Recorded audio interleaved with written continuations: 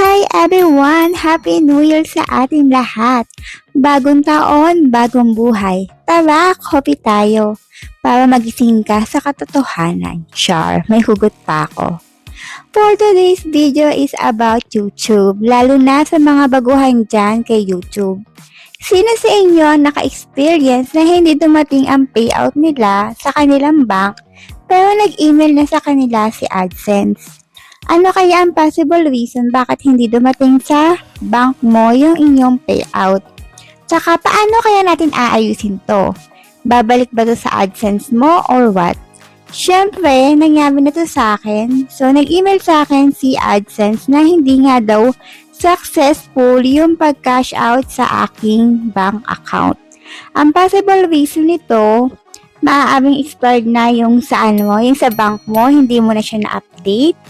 And pwede rin kontakin mo yung bank mo, doon mo malalaman na, ayun nga, hindi na updated yung bank details mo. At syempre, si AdSense, mag-i-email din yan sa'yo na kontakin mo yung bank mo para ma-idea ka. Pero sasagot sa ating tanong kung babalik ba sa bank account natin yung kay AdSense, yes, babalik siya sa inyong AdSense account. Kontakin nyo ang inyong bank account at within maximum of 3 days, nasa account mo na kagad ang inyong cash out dito kay YouTube.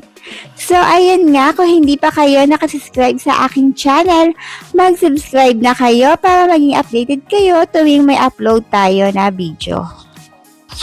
So, ayun nga, dahil nga bagong taon, kung hindi pa kayo nakasubscribe, mag-subscribe na kayo. And on January 3, Friday, mag-subscribe or mag-follow kayo sa ating FB page para mag-updated kayo sa ating mga pagganap at pag-giveaway. Sa January 3, Friday, 10 p.m. Pinas time, i-announce natin ang tatlong mananalo ng 150 pesos kung kayo'y magtatap up sa aking link. So, mamaya natin i-discuss yan. At syempre, meron din mananalo ng tatlong 100 pesos kung kayo'y nakasubscribe, nagla-like, nag-share at ayun nga, nag-comment sa ating video. At syempre, pito din ang mananalo ng 50 pesos Gcash. So, lalagay natin sa screen yung ating mechanics. Reminders lang, sundin po natin ang mechanics at ayun, follow lang kayo sa ating FB page para maging updated kayo sa ating mga pa-mechanics. Andito sa pinned comment para makapasok kayo dito sa platform ni CocoDP. Meron nga silang pagganap. Hanggang January 8 lang to, i-share mo lang yung moment mo kay CocoDP Christmas Fan at mananalo ka ng $5 coins. Speaking of CocoDP, kung ikaw ay isang gamer at mahilig ka sa mga live streaming apps, ayan. Lalo na kung active ka sa mga ito, dito ka nararapat kay CocoDP. Bukod sa napakabilis na service, napaka-safe di mag-top up dito. At syempre, 100% safe dito mag-top up dahil karamihan sa amin dito kami nagta-top up. Kaya subok na namin ang service nila. So, kung kayo ay mahilig sa mga Roblox, whatever, ayan, meron din silang gift card. Pwede ka lang bumili sa kanila. O, diba? Ang dami. Yung mga chikiting natin, dito na kayo bumili ng Roblox card. At syempre, kung ikaw ay kay Popo Live, kay Bigo, kay Chamet, and so on, doon kayo magta-top up. For example, dito kay CocoDP or kay Popo, ilalagay nyo ang inyong ID, mamili kayo ng inyong corresponding na account. So, for example, ito yung ID nyo. Mamimili tayo kung magkano top up natin. For example, etong 21k.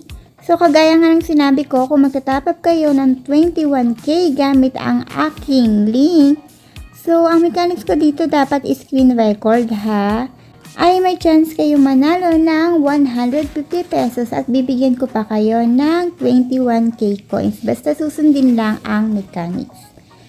So, ayan na. Yung dating 142 magiging 141 at mag-buy na tayo. So, antayin lang natin. Confirm natin.